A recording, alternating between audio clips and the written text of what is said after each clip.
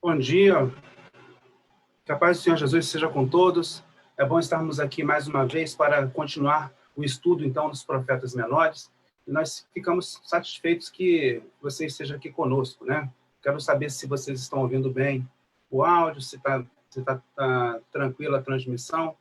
Nós lidamos aí com dificuldades, às vezes, por conta de sinal da internet, né? A gente tenta fazer o melhor, mas, de fato, temos essas dificuldades. Então, dá um joinha se você está ouvindo bem, se você não está tendo nenhum problema. Eu estou acompanhando aqui. Esperamos que tenhamos isso tudo abençoado, né? Irmão Fernando, bom dia, meu irmão. Grande amigo também, de seminário. Deus abençoe a sua vida. Muito bom você estar conosco. Bom dia, irmã Neiva. Bom dia, minha sogra, imagina. Bom que vocês estão conosco aqui. Irmã Elsa também está conosco. Que bom que nós estamos aqui juntos. Eu convido você a orar comigo neste momento, para que nós possamos, então, iniciar nosso estudo do profeta Jonas, né? O livro de Jonas é um livro bastante conhecido, uma história que ela é muitas vezes colocada em dúvida em relação à sua historicidade, em relação à sua realidade, vamos dizer assim, mas nós que cremos no Deus Altíssimo, no Deus vivo, e entendemos que a Bíblia é a sua palavra e não uma série de histórias ali que são juntadas para distrair, né, as pessoas, acreditamos que sim, o profeta Jonas é um profeta histórico e a sua história é uma história real. Vamos então orar para que nós possamos ter a direção do Senhor sobre esse estudo e para que todos possam ter o coração e mentes abertos para ser edificados com esse estudo de hoje. Deus e Pai, bendito é o Senhor, nós te louvamos e te adoramos, Senhor. Agradecemos porque mais um dia o Senhor renovou a tua rica misericórdia sobre as nossas vidas. Agradecemos, Senhor Deus, porque o Senhor nos dá a oportunidade de estudarmos a tua palavra, Senhor Deus. Deus, em nome de Jesus, nós te pedimos que o Senhor venha agora abrir as nossas mentes, abrir os nossos corações com a iluminação que vem do teu Espírito Santo, para que tudo que aqui for dito, Senhor Deus, seja vindo do Senhor para nós e que nós possamos também aplicar e viver em nossas vidas. Muito obrigado, Deus, pelas pessoas que se dispõem neste momento a estar acompanhando esta lição, sedentas de entenderem mais do Senhor, de se achegarem mais a Ti. Obrigado, Deus, por cada vida, Senhor Deus. Ser conosco e nos abençoa nesta manhã. Em nome de Jesus, nós te oramos e agradecemos. Amém. Então, vamos para a lição do profeta Jonas. Deixa eu aqui compartilhar com vocês a tela. E nós vamos, então, avançando neste estudo de hoje. Temos aqui, então, o profeta Jonas, como eu disse, um livro bastante conhecido. Você que está com sua Bíblia em casa, abra sua Bíblia, não deixe de acompanhar os versículos. Nós vamos percorrer o livro de Jonas, então é importante que você esteja com a sua Bíblia aberta e que possa acompanhar as leituras que nós vamos fazer no decorrer do estudo de hoje. Então, que bom que você está conosco. Vamos dar seguimento, então, a essa lição do livro de Jonas. E me chama a atenção, para a gente iniciar, esse versículo 9, a parte B do versículo 9, no capítulo 2 de Jonas. Diz assim: ao Senhor pertence a salvação, ou do Senhor vem a salvação vem do Senhor, mas é muito enfático o que está declarado aí pelo profeta Jonas, no momento em que ele estava vivendo ali a sua angústia, a sua prova, né, em função de não ter ali obedecido a Deus, né? A gente vê como que ele se coloca numa declaração viva de mostrar que todos os esforços humanos nada são diante da soberania de Deus em salvar o homem, da ação única e exclusiva de Deus de salvar o homem. Somente Deus pode dar salvação às pessoas. Então, é importante ter essa declaração bem gravada nas nossas mentes, para que não haja uma concepção errada acerca da salvação e do processo de salvação. O cenário de Jonas, para a gente relembrar, então, no campo político, aí Jeroboão II está reinando em Israel. A Assíria está em franco declínio, ela já não é um reino que ameaça tanto assim os seus vizinhos, né? Já vemos aí que é um momento em que a Babilônia está começando a crescer e a Síria ainda é uma potência perigosa, mas que já está em franco declínio. Então, de modo que Israel se sentia seguro por conta disso. Ele já não tinha mais as ameaças que vinham lá desde o tempo do rei Onri, entendeu? 880, né? Antes de Cristo, mais ou menos. Eles eram muito ameaçados e agora já não tem mais essa preocupação. No campo religioso, nós vemos um endurecimento do povo em relação a Deus, as pessoas, de fato, sem se voltar, sem querer estar ali na presença de Deus, uma degradação moral muito grande, um egoísmo também, né, que acontecia ali entre o povo, né? E nós vemos aí um contraste muito interessante entre o livro de Jonas e o livro de Amós, né? Enquanto Jonas ele fala da misericórdia, né, de Deus, né, ele vai anteceder Amós, né, em relação ao seu julgamento, né, o julgamento de Deus em relação às nações que são inimigas do povo de Deus. Mas Jonas está falando da misericórdia a uma dessas nações, especificamente da Assíria, né, que é um povo muito cruel, como nós vamos ver também durante o estudo aqui. Profeta Jonas, vamos falar do profeta Jonas então um pouco. O profeta Jonas é conhecido aí como o profeta fujão. Você já deve ter ouvido esta expressão, né? Jonas é o profeta fujão, porque ele de fato tentou fugir da presença de Deus e da missão que fora dada a ele, né? O nome de Jonas, né, no hebraico aí é Ioná, né? Muitas vezes a gente vê pessoas aí com o nome de Ioná, né? Ioná, Jonas para o nosso português, significa pomba, né? Lembrando que essa terminação A aí seria uma terminação feminina, então no hebraico mesmo, né? Seria pomba, o nome de Jonas. Então, Ioná significa pomba. Isso dá para nós também uma ideia da sua missão, né? Ele seria um mensageiro da paz, um mensageiro da parte de Deus, no sentido de levar, né, essa alerta, essa advertência de Deus para este povo tão cruel, um povo inimigo de fato de Deus, tá? Em tempos de grande polarização, nós vamos ver aí exatamente a situação de que dentre os grupos que se formam hoje, Jonas seria escolhido em um desses grupos e seria então enviado para levar uma mensagem de misericórdia para o outro grupo que é inimigo, para um grupo que pensa totalmente diferente e que muitas vezes até faz mal, né? Então, Jonas ele foi incumbido de uma tarefa difícil de levar uma mensagem de advertência, uma mensagem de misericórdia para um povo inimigo, para um povo cruel, para um povo que tantas coisas fez de mal ao povo de Israel. Ele é filho de Amitai, né? Amitai significa minha verdade. Isso mostra também que ele tinha, então, esse ofício profético, realmente, ele já tinha essa missão de pregar, não é uma pessoa assim, sem uma certa influência. Jonas, ele é conhecido aí, né, diretamente pelo que está escrito lá no livro de 2 Reis, capítulo 14, quando ele fez uma profecia, né? E esta profecia veio a se cumprir, né? Então, segundo a Reis, capítulo 14, ele diz assim, a profecia de Jonas. Segundo Reis, capítulo 14, os versículos de número 23. Segundo Reis 14, de 23 a 29, né? Diz aqui: no 15º ano de Amazias, filho de Joás, rei de Judá, começou a reinar em Samaria Jeroboão, filho de Jeoás, rei de Israel, e reinou 41 anos. Fez o que era mal aos olhos do Senhor e não se afastou de nenhum dos pecados de Jeroboão, filho de Nebate, que fez pecar Israel.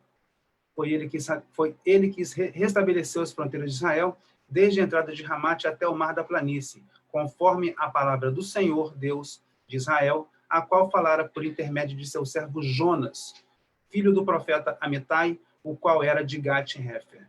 Então, você vê aqui que é uma profecia que foi cumprida, né? Jonas havia predito que Israel tomaria as suas fronteiras de volta, e isso aconteceu de fato durante o reinado de Jeroboão, e aí diz também que Amitai também era um profeta, né? Nascido em Gat-Hefer, como nós vimos aqui, uma aldeia de Zebulon, na região da Galileia. Isso é muito interessante porque quando o Senhor Jesus começou o seu ministério, e ele atesta a veracidade da mensagem de Jonas, porque ele cita Jonas em seu ministério, ele fala, então, os homens falam, pode vir alguma coisa boa, né, da Galileia, e Jonas é um profeta que nasceu na região da Galileia. Se eles tivessem visto ali com atenção a Escritura, eles poderiam ver, então, que, sim, o Senhor Jesus ele estava vindo da mesma região de onde havia nascido ali o profeta Jonas. O seu ministério foi ali por volta de 800, 765 a.C., nesse período. Já pacífico que Jonas foi escrito posteriormente, né, a profecia, mais relatando o que tinha acontecido do que, de fato, sendo uma profecia como os outros livros, né? Isso é muito importante no livro de Jonas, né? Ele é um livro que ele vai relatar fatos que aconteceram e dando testemunho de Deus, né? Então, Israel era o rei era governado por Jeroboão II. Vamos em frente. A mensagem de Jonas, ela fala basicamente aqui de um mandato específico de Deus, está no capítulo 1, versículo 1. Veio a palavra do Senhor a Jonas, filho de Amitai. Veio a palavra do Senhor a Jonas. Então, é a mensagem de Deus. Mais uma vez, confirmando que o profeta não fala da sua própria boca, não fala da sua própria vontade, mas ele fala o que Deus ordena que ele fale. Ela é uma mensagem destinada aos assírios, é um povo inimigo de Israel, um povo cruel, um povo que ele havia afligido muito a esta nação. É uma mensagem de alerta para um julgamento breve, isso é muito importante também perceber, tá? E mostra também o perdão irrestrito de Deus. O perdão de Deus é irrestrito, ele está disponível a todas as pessoas, mas ele é condicional. O perdão de Deus é condicional. Não se engane, o perdão de Deus é condicional. Não caia nessas correntes universalistas que dizem que não, Deus ele é amor e está aí, salva toda a humanidade. Sim, salva toda a humanidade mediante o arrependimento. É um perdão condicional. Isso é muito importante de nós relatarmos aqui. Vejo aqui que o irmão Fernando também chegou, se achegou a nós. Bom dia, irmão Fernando. Deus abençoe também, meu. Vamos falar um pouco de Nínive, então. Nínive é o destinatário dessa mensagem. Nós vemos que Nínive é uma cidade que foi fundada por Nimrod, né? Que é bisneto de Noé, conforme está lá em Gênesis, capítulo 10, no versículo 11. Né? Então, ele é o fundador de Nínive. Tá? Uma cidade que, então, é muito antiga, né? Uma das cidades mais antigas do mundo. Que Hebron é uma cidade mais antiga, é uma cidade mais antiga do mundo, na verdade, mas Nínive também muito antiga aí nesse tempo, né? Uma distância aproximada de 960 quilômetros de Israel, né? O que dava aproximadamente 3 meses de viagem no mundo antigo. As pessoas iam a pé, né? Não tinha, né, outros meios de se achegar. Então, e isso aí hoje Nínive seria ali na região do Iraque, a cidade de Mossul, no Iraque, ali, atualmente. Tá? Era uma cidade fortificada, ou seja, uma cidade muito segura para os seus habitantes. Tinha um muro externo de 96 quilômetros de extensão, 30 metros de altura, e a largura suficiente para que 3 carroças pudessem, então, estar lado a lado sobre ela. O muro, né? Se você viu a muralha da China, a muralha da China é quase uma estrada, né? É uma estrada em cima de um muro, na verdade. E esse muro era bastante fortificado, dava para 3 carroças estarem ali lado a lado, né? Uma carroça não chega a ser tão larga quanto um carro moderno, mas basicamente, né, quase do mesmo tamanho. Colocaria aqui então que 2 carros poderiam estar trafegando tranquilamente em cima dos muros de Nínive, né, das muralhas de Nínive, assim. Então, quer dizer, um muro bem largo, como se fosse aí uma pista, uma pista com 2 faixas, aí, mais ou menos, hoje em dia, né? Havia torres distribuídas na extensão dessa muralha, 50 torres ao total, e essas torres tinham 60 metros de altura. Então, a cidade estava muito protegida e poderia avistar os seus inimigos com bastante precisão e antecedência. A população estimada de Nínive aí está entre 600 mil a 2 milhões de habitantes, por conta do que nós vemos no próprio livro aí. A gente vai estar explicando essa conta um pouco mais à frente, mas a gente estima que Nínive é uma cidade muito grande realmente. E era um povo conhecido por ser uma raça sensual e cruel. Sensual, ou seja, depravada, né? Entregue aos prazeres carnais, entregue à satisfação dos sentidos, e muito cruel. O povo assírio era um povo muito conhecido porque eles se orgulhavam de haver, quanto mais cabeças humanas eles tivessem trazendo das batalhas que eles participavam, povos que eles derrotavam, mais eles ficavam satisfeitos. É muito interessante, então, perceber essa característica de um povo, né? Cruel, realmente, que se alegrava por estar, então, fazendo o mal e mostrando que eles estavam fazendo o mesmo. Então, o tomar a cabeça dos seus inimigos, né, era, primeiro, um ato cruel porque não permitia o sepultamento do corpo completo, né, e também mostrava o total desprezo dessas pessoas em relação à vida humana, né, de realmente matar, né, para mostrar o seu poder. Muito impressionante isso também. Aí temos uma gravura aí que nos dá mais ou menos a dimensão do que seria aí essa cidade de Nínive, uma cidade grande realmente, uma cidade fortificada, né? Uma das imagens que nós podemos ter aí, né? Você pesquisar na internet, você vai ver várias imagens. É claro que depois aí os babilônios tomaram a cidade, né? Fizeram aí de Nínive uma cidade importante também, e mostra aí a sua configuração. Vamos em frente. Então, o livro de Jonas tem 2 divisões principais, vamos dizer assim. É o que Jonas ele desobedeceu e o que Jonas obedeceu, né? A primeira parte mostra a desobediência de Jonas e depois mostra a sua obediência. Eu vi aqui uma divisão em 5 partes que me chamou bastante atenção, e a gente vai trabalhar essa divisão aqui para estudar esse livro. A primeira parte, então, fala da rejeição de Jonas ao não aceitar a ordem divina. Então, os primeiros 3 versículos, né, do capítulo 1 vão mostrar essa rejeição de Jonas. Parte 2 mostra a fuga de Jonas e a perseguição do Senhor, né? Você não consegue fugir da presença de Deus, né? Então, ele tentou fugir de fato. A terceira parte mostra a oração de Jonas pela sua libertação. Tá? Ele vai do capítulo 2, dos versículos 1 a 10.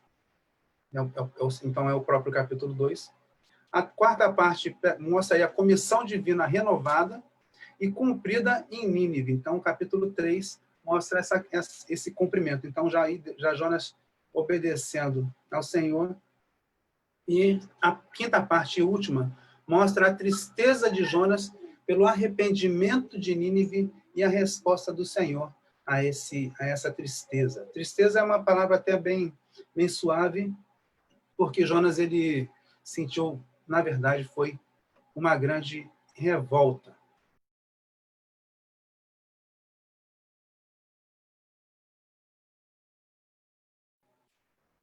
Vamos em frente, então. Primeira parte, a rejeição de Jonas ao não aceitar a ordem divina, né? Os primeiros 3 versículos, né, do livro de Jonas. E vamos ler aqui, diz assim: Veio a palavra do Senhor a Jonas, filho de Amitai, dizendo: Levanta-te, vai à grande cidade de Nínive e clama contra ela, porque a sua malícia subiu até mim. Jonas, porém, levantou-se a fim de fugir de diante da face do Senhor, para Tarsis. Desceu a Jope, onde achou um navio que ia para Tarsis. Pagou a sua passagem e embarcou nele, a fim de ir com ele para Tarsis, para longe da presença do Senhor. Então, a gente vê aí o comissionamento de Jonas da parte de Deus.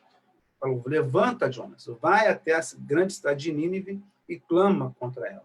Então, Jonas foi comissionado diretamente por Deus para ir. O Senhor Jesus, quando ascendeu aos céus, ele falou, né? Ide por todo mundo e pregai o evangelho. Então, fomos todos nós, então, comissionados também pelo Senhor Jesus para fazer a mensagem. Então, nós temos aí, né, em responsabilidade, a mesma responsabilidade de Jonas, sendo comissionados por Deus. Mas Jonas, diante disso, ele foge, né? Você viu que ele chegou, ele levantou-se, não para ir, né? Veja que interessante os versículos 2 e 3. No versículo 2, Deus fala, levanta-te e vai à grande cidade de Nínive. O versículo 3, Jonas levantou-se a fim de fugir de diante da face do Senhor. Ou seja, claramente desobedeceu, ele quis fazer exatamente o contrário do que ele foi ordenado a fazer.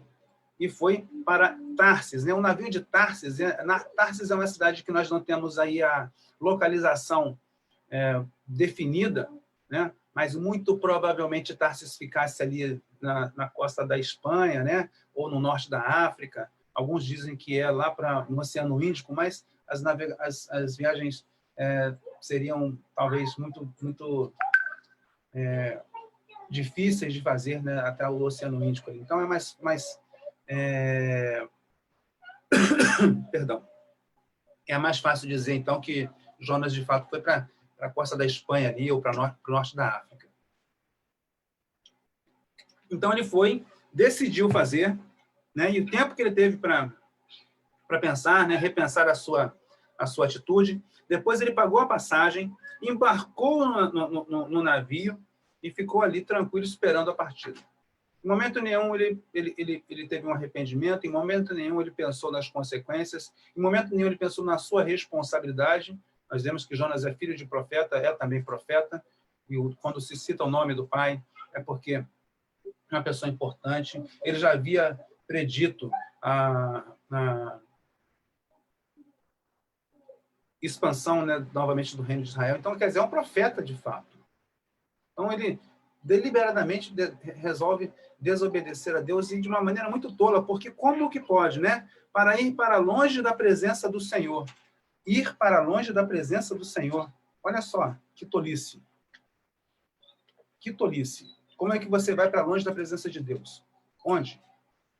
Olha lá, Salmo 139. Salmo 139 mostra, versículo 7. Para onde me irei do teu espírito? Para onde fugirei da tua face? Como é possível fugir da presença de Deus? Jonas deveria ter conhecimento e tinha certamente que é impossível fugir da presença de Deus. Mas ele ainda assim resolveu fazer. Paciência. Então vamos em frente, né? Ver o que acontece aí. Te mostra então o Nínive, né? Está vendo aqui na tela aqui. Rio Jordão aqui, está correndo aqui, ó. Rio Jordão, onde está aqui a setinha aqui, ó, apontando aqui, ó. Rio Jordão. Ele tinha que sair daqui, né? E tinha que ir para Nínive, lá para o Nordeste, lá para cima, né? Lá para a Síria. Ele faz o seguinte, ele não vai, ele desce, ele vai para Jope, que é uma cidade costeira, então vai pegar um navio que vai para Tarsis, né? E a gente vê aqui no mapa maior, então, Jope e Nínive, né? Esse mapa maior. Aí tem aqui duas cidades, tem duas possibilidades, tem Tarsus aqui, que fica, né, onde Paulo nasceu, né? Paulo de Tarso, né? Então Tarsus aqui, né? Não seria o caso de Jonas ir para um lugar tão próximo ali, mas provavelmente que ele fosse para Tarsis, que fica aqui, então, na costa da Espanha, ou talvez ficasse aqui em Cartago, norte da África, né? Então, é uma viagem longa. Você vê que a distância, Nínive está aqui, ele vem para Tarsis, que está aqui, longe, né? Pega uma viagem longa aí. Então, decide fugir da face de Deus. Estamos em frente?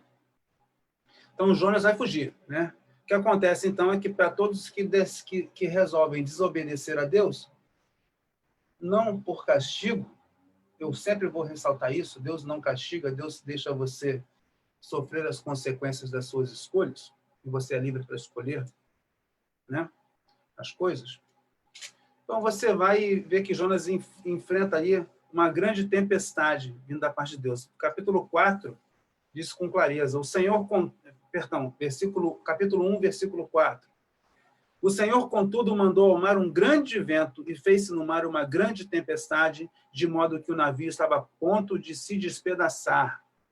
Então, você vê como que é essa tempestade, mostra aí toda a agitação que houve dentro do navio, como que os marinheiros estavam clamando, né, cada um ao seu Deus. Versículo 5, os marinheiros temeram e cada um clamava ao seu Deus.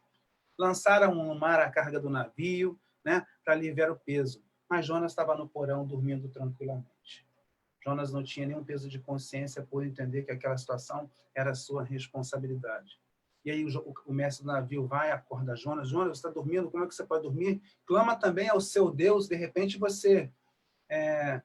ele tem misericórdia, né? Lembra de nós, para que a gente não pereça. O que importa é que eles clamavam, mas a tempestade estava realmente muito forte.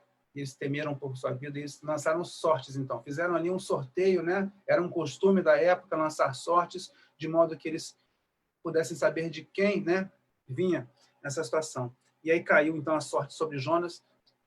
Sorte, né? Uma coisa que fala, como que pode ter sorte, né? Sorte não é uma... depende do acaso, então, mas Deus controla todas as coisas. Então, esse lançar sorte, ele tinha somente a intenção de mostrar a esses homens que Jonas era o responsável por essa situação que eles estavam passando ali. Eles perguntaram, então, quem é você, de onde você vem, né? Como está aqui no decorrer do capítulo. E ele fala assim, eu sou hebreu, versículo 9, eu sou hebreu e temo ao Senhor, o Deus do céu que fez o mar e a terra. O versículo 10 diz que os homens se encheram de grande temor. De grande temor, e perguntaram, por que você fez isso? Então, o que acontece aí é que, mesmo esses homens que não tinham uma consciência de Deus, não eram homens pagãos que serviam a outros deuses, eles falaram assim, como você contrariou o seu Deus? Como é que você conseguiu fazer uma coisa dessa? E então, Jonas teve um momento de conversar com eles ali, né? E o versículo 11 diz que o mar se agitava cada vez mais, não adiantava. O mar estava se agitando cada vez mais. De forma que Jonas fala, então me joga no mar, porque aí a culpa é minha, vocês vão me jogar no mar e as coisas vão se acalmar aqui. Mas esses homens, ainda assim, eles estavam temerosos por lançar Jonas ao mar. Eles não tiveram ali escrúpulos de não jogar uma pessoa dentro de um mar revolto como estava, porque fala assim, a gente joga você no mar, você vai morrer. A preocupação dos homens ali, uma preocupação que mostra mais à frente que Jonas não tem pelas pessoas de Nínive. Mas assim que ele é jogado no mar, o mar se acalma, né? E o que a gente vê logo depois, dos versículos 14 e 16, é exatamente uma conversão maravilhosa, um testemunho de vida. Como a vida de uma pessoa pode afetar a muitas outras vidas. O testemunho de Jonas, a sua explicação, quem ele era, quem ele servia, qual era o motivo daquela tempestade, causaram uma impressão muito forte naqueles homens ali, de forma que eles se converteram. A gente vê aqui versículos 14 a 16, versículo 14. Então clamaram ao Senhor. Olha a diferença. Lá no versículo de número 5, cada homem clamou ao seu Deus. Eram vários homens clamando a vários deuses. Agora, no versículo 14, todos clamaram ao Senhor.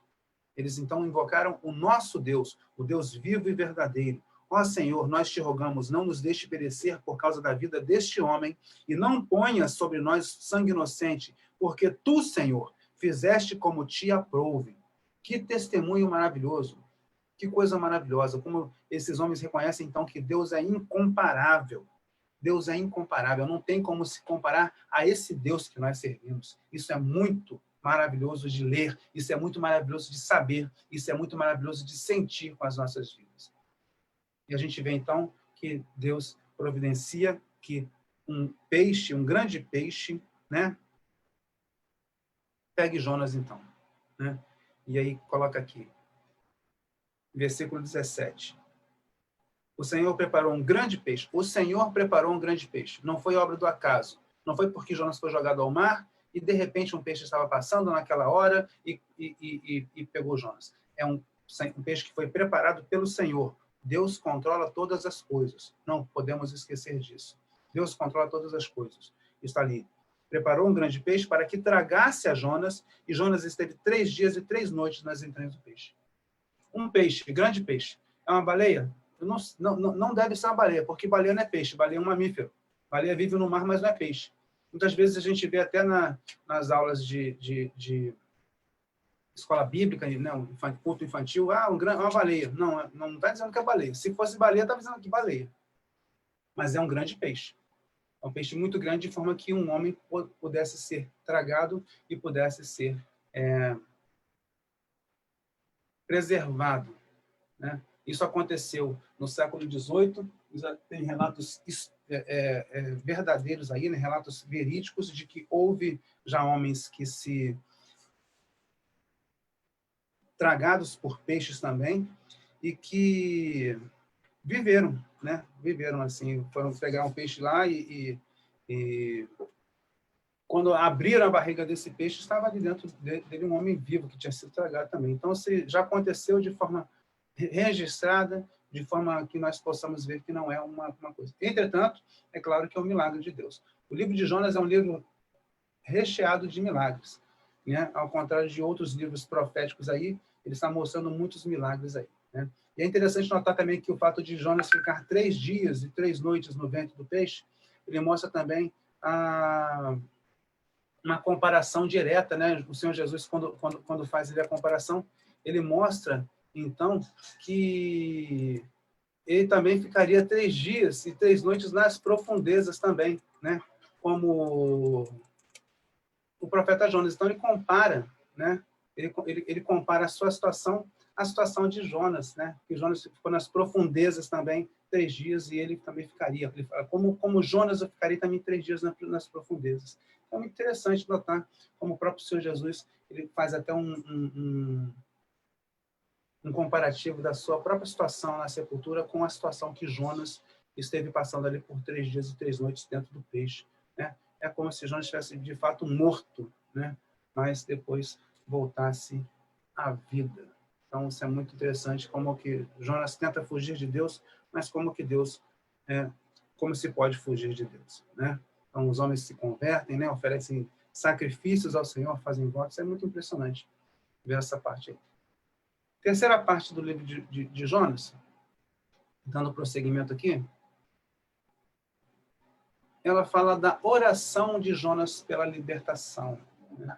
Então, o capítulo 2 vai falar dessa oração de Jonas. Mas veja aí, que Jonas ele somente ora nesse momento. Aqui no versículo 4 a 7 a gente vê a oração de Jonas e é a primeira vez que a gente vê aqui tudo que aconteceu antes. O Jonas ele decidiu ir para Jope, não orou, entendeu? Ele já sabia que Deus estava ordenando fazer outra coisa, né? Mas ele não orou, Senhor, não quero fazer isso, me livra da situação. Ele podia ter pedido a Deus para que mandasse outro até, né? Mas ele resolveu fazer da sua própria vontade, não orou a Deus. E aqui, nesse momento, quando ele está no momento de desamparo, nos versículos de 1 a 3, está sentindo angústia no seu coração, angústia que é decorrente da sua desobediência, aí ele ora a Deus. Aí ele ora a Deus. Capítulo 2, versículo 1. Orou Jonas ao Senhor, seu Deus, das entranhas do peixe. Disse ele, na minha angústia, clamei ao Senhor, e ele me respondeu. Das profundezas da sepultura gritei, e tu ouviste a minha voz. Tu me lançaste no profundo, no coração dos mares, e a corrente me cercou. Todas as tuas ondas e as tuas vagas passaram por cima de mim. Então, Jonas está em uma situação que está vivendo a consequência da sua desobediência. Jonas está com o coração realmente amargurado.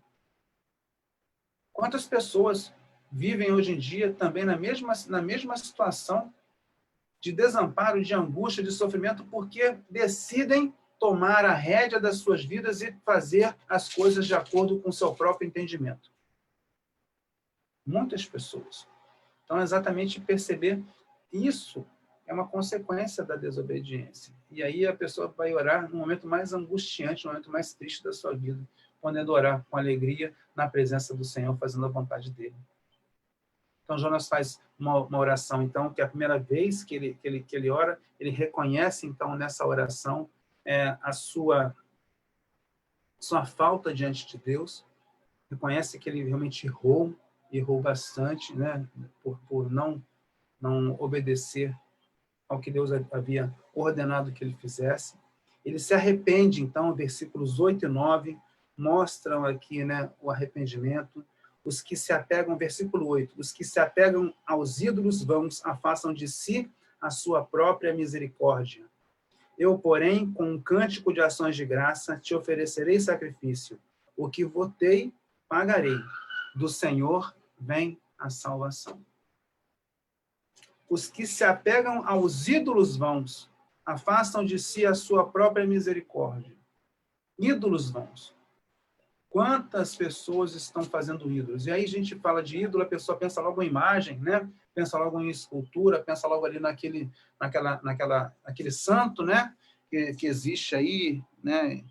Em várias religiões aí de outra crença, até mesmo dentro de uma crença miscigenada,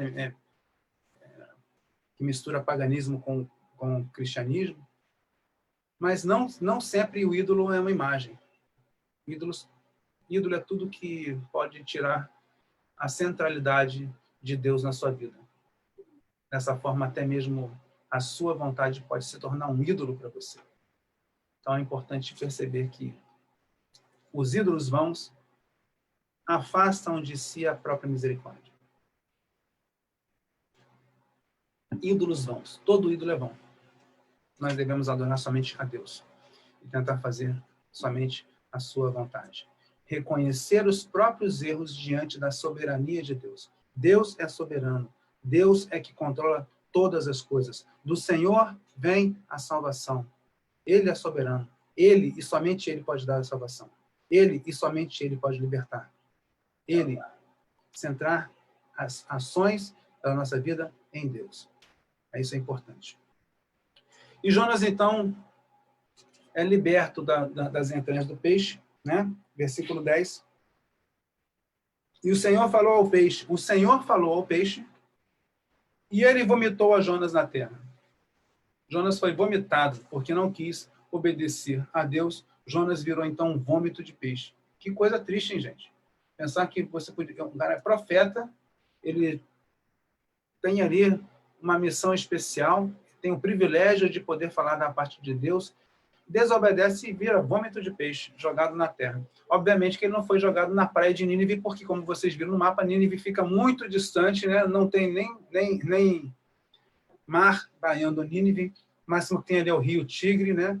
Um dos rios da região. Então, ele foi e teve que fazer a sua viagem, então.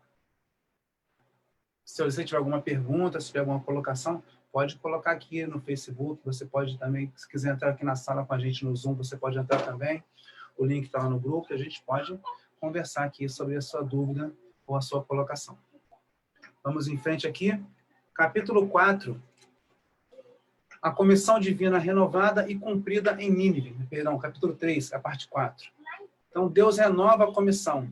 Né? Capítulo 3, versículos 1 e 2. Diz assim: veio a palavra do Senhor, segunda vez, a Jonas, dizendo: levanta-te, vai à grande cidade de Nínive e proclama contra ela a mensagem que eu te dou. Que interessante.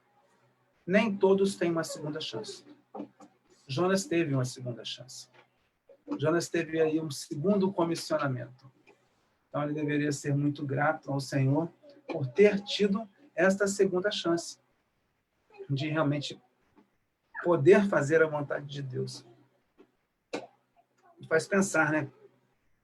Quando nós sabemos de Deus o que Ele quer que nós façamos, quando nós entendemos, e às vezes é muito fácil entender o que Deus quer para nós, mas o mais difícil é obedecer, nem todos têm uma segunda chance como Jonas teve.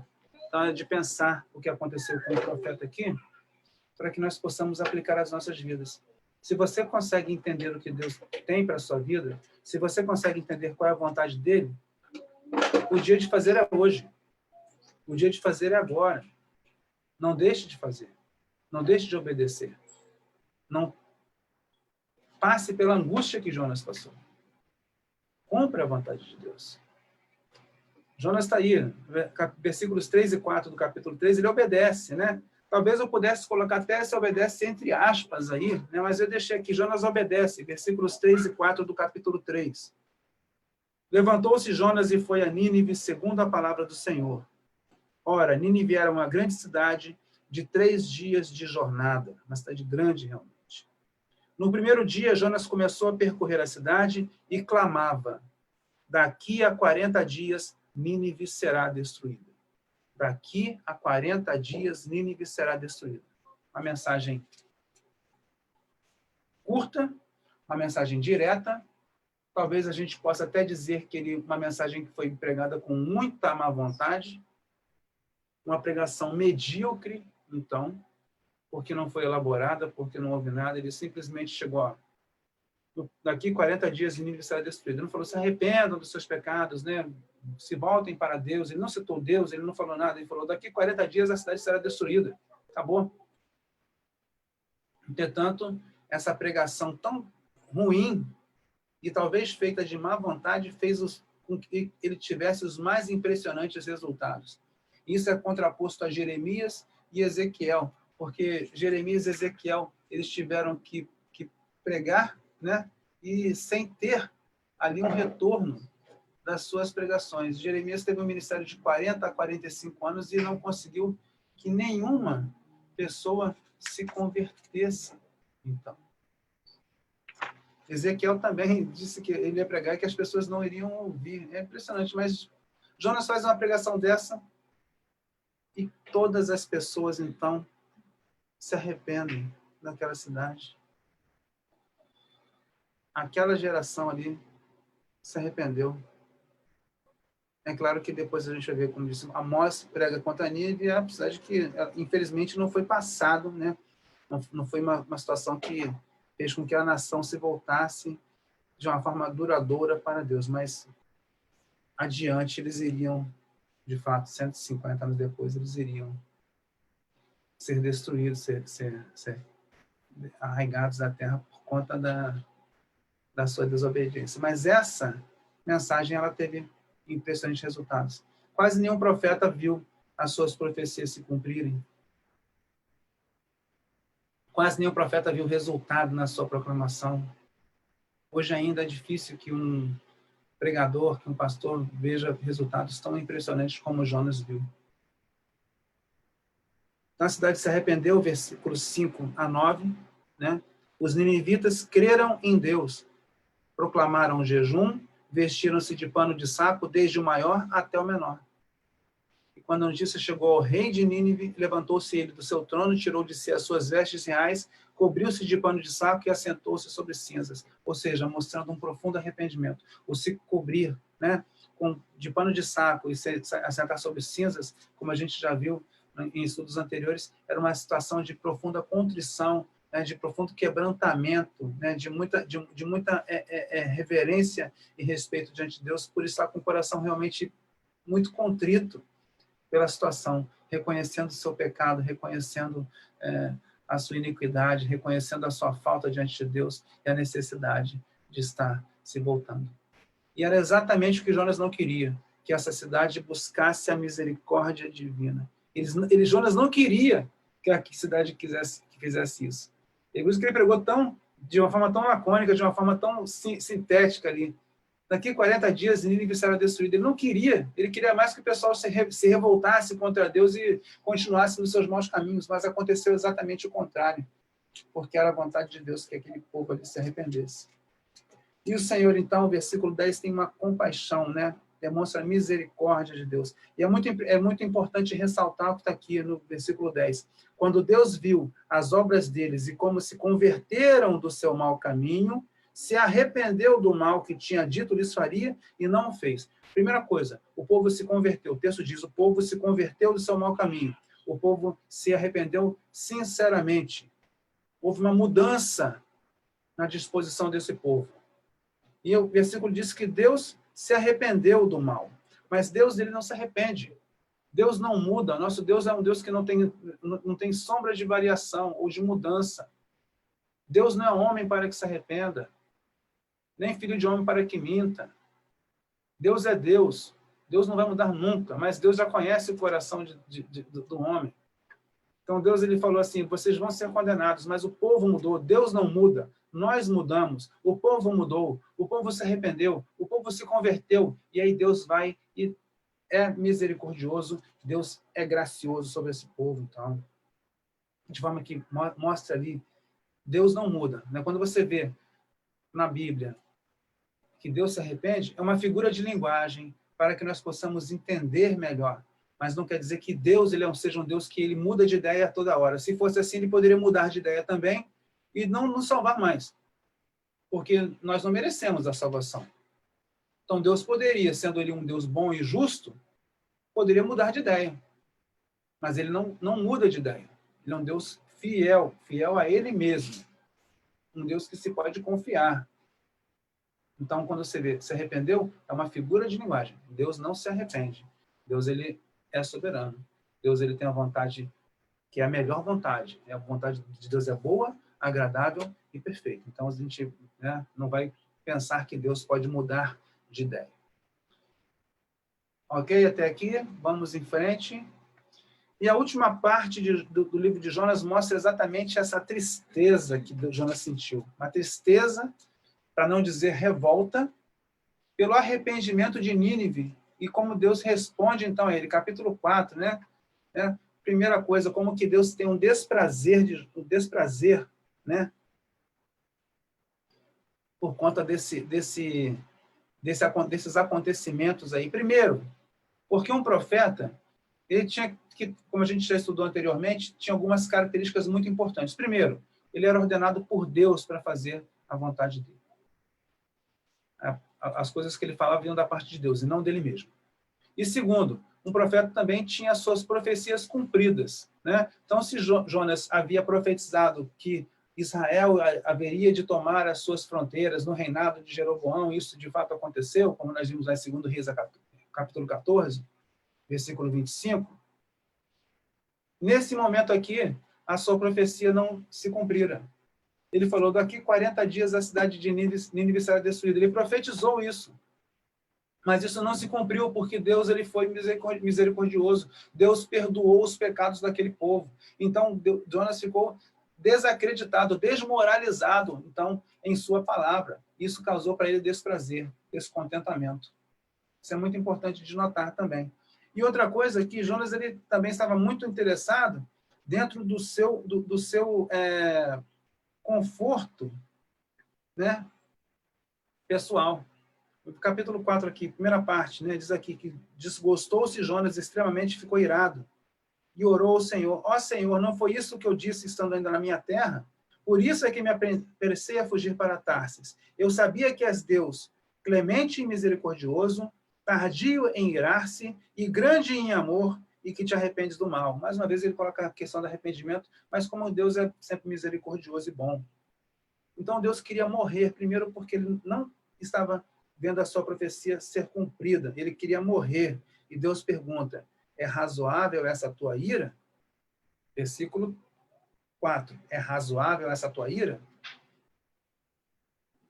Jonas, então, sai da cidade, vai lá, faz uma barraca, né, para ver o que ia acontecer. Jonas ficou, então, de camarote, esperando para ver se Deus ia mudar de ideia, né, entre aspas, aí, e destruir a cidade. Mas, não, Deus não iria destruir a cidade.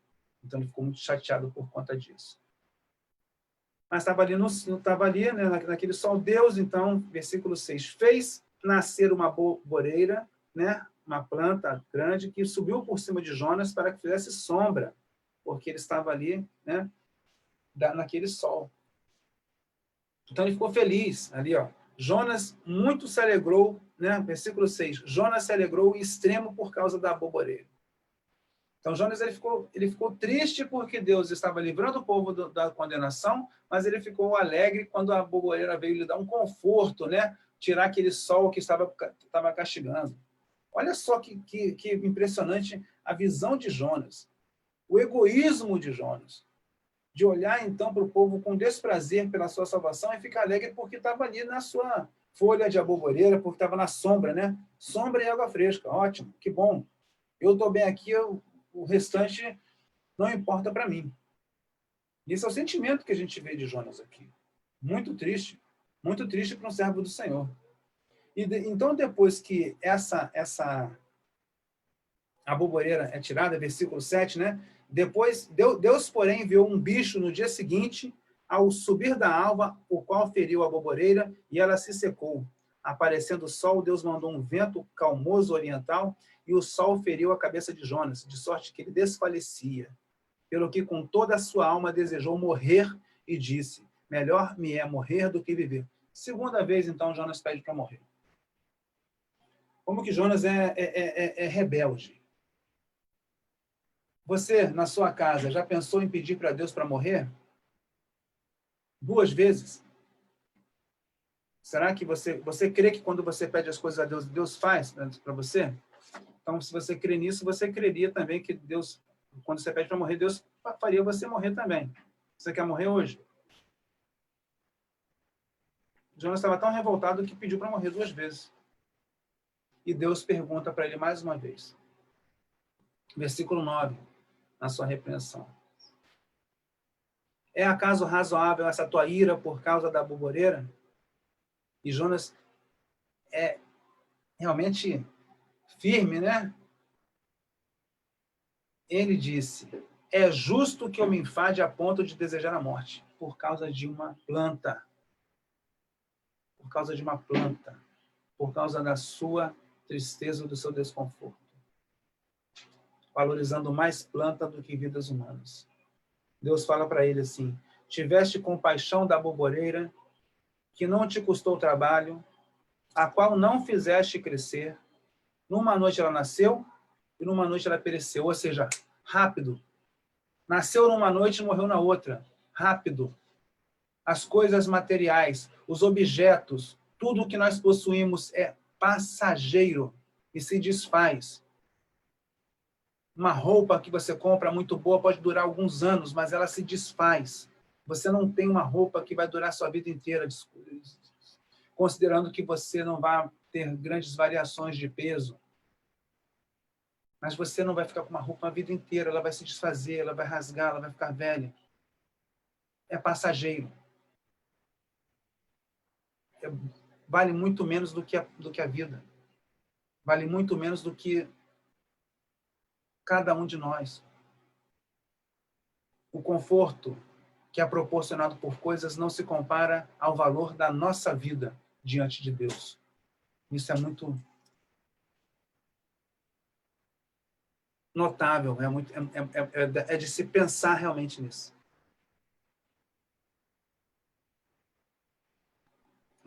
Deus fala para Jonas, em Nínive, versículo 11, em Nínive há mais de 120 mil pessoas que não sabem discernir entre a mão direita e a esquerda, e também muito gado, ou seja, vidas humanas, vidas animais, muitas vidas. E o que Jonas queria é que aquela nação fosse destruída. Jonas queria ver o circo pegar fogo, vamos dizer assim. Jonas queria ver os seus inimigos derrotados. Jonas não queria ver a misericórdia de Deus. Mas ele se chateou muito a ponto de querer morrer quando a planta morreu. Misericórdia. 120 mil pessoas que não sabem discernir entre a mão direita e a esquerda, e nós temos aí a interpretação de que 120 mil pessoas que não sabem discernir entre a mão esquerda e a direita são crianças, 120 mil crianças, do que nós projetamos, então, um número entre 600 mil e 2 milhões de habitantes na cidade. Considerando que pessoas que não sabem discernir entre a mão direita e a mão esquerda são crianças. O que também nós podemos considerar também que pessoas que não sabem discernir entre a mão direita e a mão esquerda são pessoas que não têm conhecimento de Deus e estão em profunda ignorância também. Então, tirando a polêmica da população de Nínive, se são 120 mil, se são 600 mil, se são 2 milhões, são muitas pessoas. São muitas pessoas. 120 mil pessoas é muita gente. 600 mil pessoas é muita gente. 2 milhões de pessoas é mais gente ainda. Hoje nós temos, vamos falar um pouco do que nós estamos passando, nós temos hoje em torno de, já são mais de 3 milhões de pessoas que estão infectadas pelo coronavírus, né? 3 milhões, não, 6 milhões, perdão. Já temos 300, quase 400 mil mortes no mundo já. São vidas. Ah, mas morreu pouca gente ainda. Em comparação, o Brasil tem 220 milhões, tal, morreu 27 mil. Ah, 10, 11 por milhão. O problema, gente, é vida. Não importa que morreram por milhão, que morreu mais do que aqui, morreu menos do que lá. Não importa. São vidas. O sentimento que nós temos que ter como servos de Cristo Jesus são vidas que estão sendo perdidas. Vidas que estão sendo ceifadas. Vidas que estão sendo perdidas. E muitas vidas perdidas sem Cristo, porque não teve um servo do Senhor que teve a vontade e o desejo de proclamar, mesmo que de uma forma medíocre como Jonas, que existe um Deus. E existe a justiça de Deus, que é sobre todas as pessoas. Valorizar vidas, valorizar pessoas.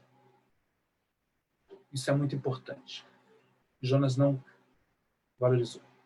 Jonas é comparável aqui ao filho pródigo, que não se alegrou com a volta do seu irmão, que não se alegrou com a salvação do seu irmão, mas antes ficou chateado porque o seu irmão estava de volta à casa. Jonas ficou chateado porque aquela cidade se arrependeu. Ele foi profundamente repreendido por Deus. E Deus encerra o livro, então, com uma pergunta para Jonas, que pode ser para todos nós também. Não hei eu de ter compaixão dessa grande cidade? Não hei eu de ter compaixão deste mundo decaído, deste mundo pecador? Uma pergunta que precisamos responder, talvez. E somos desafiados. Advertências, eu posso colocar como advertências, como aplicações, como lições para a nossa vida, eu coloco como advertências, né? Uma vez que o profeta está colocando. Primeiro, não há como fugir da presença de Deus. Deus, ele está em todos os lugares. Deus é onipresente, Deus é soberano, Deus é poderoso, Deus é incomparável, Deus é Deus. Não tem como fugir da presença dele. Ninguém pode fugir. Se você foi chamado para fazer a vontade de Deus, não tem como você fugir. Não tem como nenhum de nós fugir do que Deus quer para nós. E fugir vai causar as consequências de angústia, de sofrimento, tudo que Jonas passou aí. Pessoas são mais importantes que coisas. Pessoas são mais importantes que coisas. Vidas são mais importantes que coisas. As pessoas estão preocupadas em garantir o seu conforto, em garantir a sua boa vida, mas não se importam com condições difíceis que outras pessoas passam. Pessoas que já têm a salvação garantida em Cristo e que não se importam se pessoas estão morrendo sem Cristo ao lado. Pessoas são mais importantes do que coisas. A misericórdia de Deus é sobre todas as pessoas mediante o arrependimento sincero. Deus perdoa a todas as pessoas mediante o arrependimento. O perdão de Deus é condicional, embora irrestrito. Todas as pessoas podem receber o perdão de Deus mediante o arrependimento. Não caiam na situação de que Deus é amor e que Deus vai perdoar todas as pessoas somente porque Ele é misericordioso, somente porque Ele é bom. Porque nós não somos bons. Nós precisamos reconhecer a nossa necessidade de ter Deus. E, por fim, a pergunta, como o Senhor perguntou a Jonas, né, não hei eu de ter compaixão desta grande cidade de Nínive? A pergunta que fica para nós é essa. Nosso desejo é que todos sejam salvos, porque o desejo de Deus é que todas as pessoas sejam salvas e que nenhuma se perca. Esse é o desejo de Deus. O nosso desejo é esse também. Nosso desejo é que as pessoas que nos fazem mal sejam salvas, se arrependam e se voltem para Deus. Nosso desejo é ver essas pessoas que blasfemam de Deus, se arrependerem, pedirem perdão e, quiçá, serem salvas por Deus também. Nós desejamos que as pessoas sejam salvas, todas elas? Ou somente as pessoas boazinhas? Quem é bonzinho? Quem é bom? Não há um justo, nenhum sequer. Todos nós somos justificados mediante a fé em Cristo Jesus. Somente assim nós somos justificados, mas justos nós não somos. Então, é olhar para as pessoas com compaixão, com misericórdia. Olhar para as pessoas com o olhar que Cristo tem, com o olhar que Deus tem sobre todos nós. Querer que todos sejam salvos. Às vezes é difícil de a gente querer que o irmão em Cristo seja salvo. Pense nisso. Às vezes é difícil de querer que o irmão em Cristo, que já está dentro da igreja, seja salvo com a gente. Talvez pergunte, pai, por que você salvou essa pessoa? Por que era tão difícil? Talvez fosse melhor perguntar, pai, por que você me salvou, Senhor? Por que o Senhor me salvou? Eu sou tão difícil. Essa situação, hoje nós estamos vivendo tanta guerra, e é um que é Bolsonaro, e é um que é Lula, e um que é esquerda, e um que é direita, e as pessoas estão se odiando. Isso está acontecendo dentro das igrejas. As pessoas estão se odiando por causa de política. Os irmãos em Cristo estão se odiando por causa de política. Cadê a misericórdia? Cadê a compaixão? Cadê a vida piedosa diante de Deus? Cadê a transformação que o Espírito Santo de Deus dá? Cadê? São perguntas que ficam para nós pensarmos e respondermos. Cada um responde para si mesmo. E depois responde para Deus, obviamente. Estamos encerrando a lição. Aqui estão as referências, os livros que a gente usa para fazer aqui nossas pesquisas, né? A questão de justiça, declarar aqui, nós não temos conhecimento limitado, temos que buscar quem sabe mais do que nós também para contrapor ideias. Isso é muito importante também.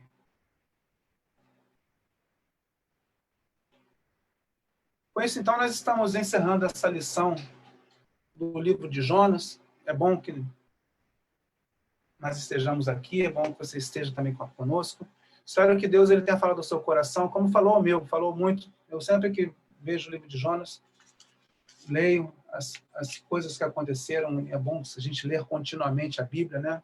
A gente pode ler a Bíblia inteira, e depois que a gente terminar de ler a Bíblia inteirinha, você começa de novo, né? Aí você lê lá o Novo Testamento, você tem várias maneiras de ler a Bíblia. Você pode pegar sua Bíblia e ler de capa a capa, de Gênesis a Apocalipse. Você pode ler só o Novo Testamento. Você pode ler somente o Antigo Testamento. Pode ler somente a Bíblia tem divisões ali que são importantes para que você possa fazer também maneiras de se aprofundar em estudo, conhecer mais a palavra de Deus e, consequentemente, conhecendo mais a esse Deus.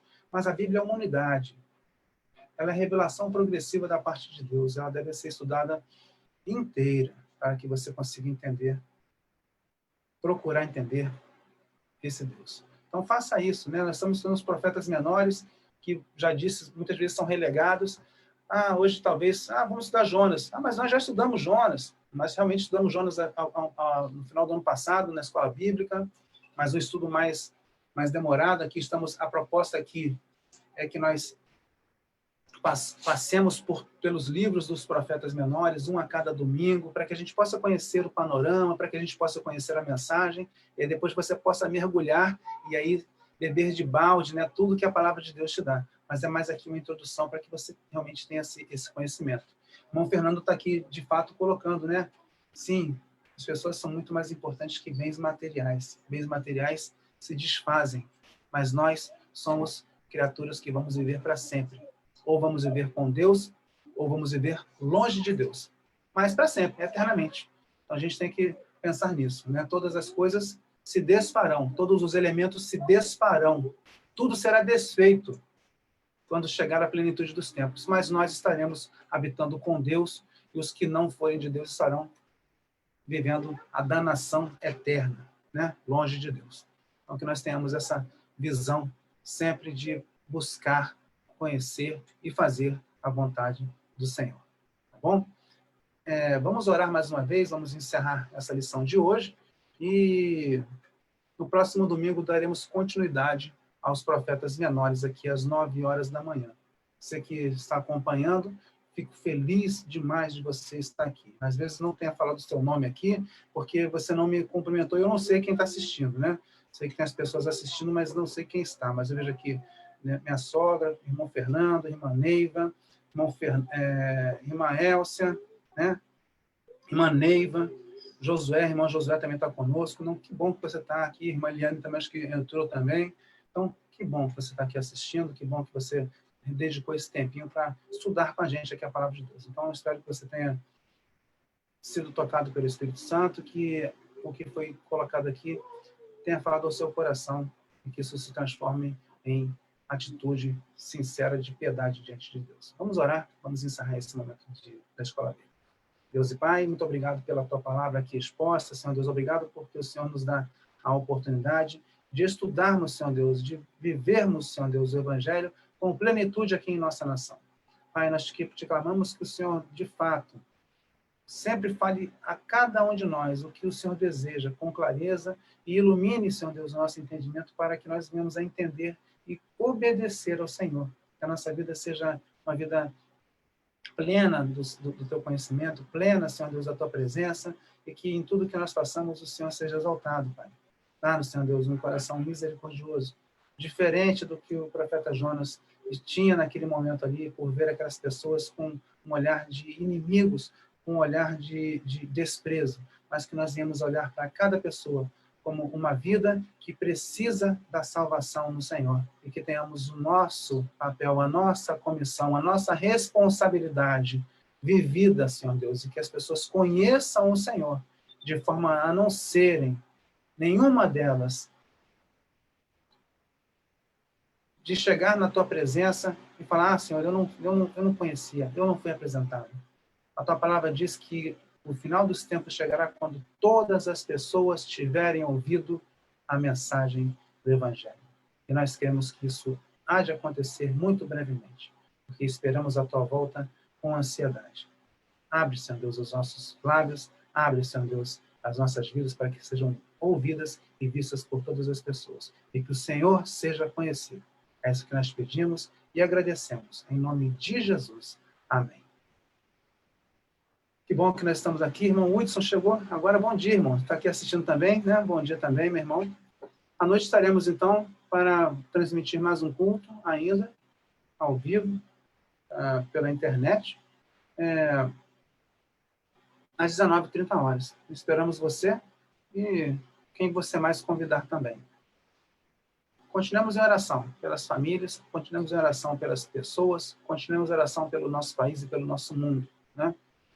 E cada vez mais pessoas estão aí sendo atingidas e nós clamamos pela misericórdia de Deus. E o Senhor ouça as nossas orações, mas para que Ele possa ouvir, nós precisamos orar. Então oremos sem cansar, oremos sem cessar, como diz a sua palavra.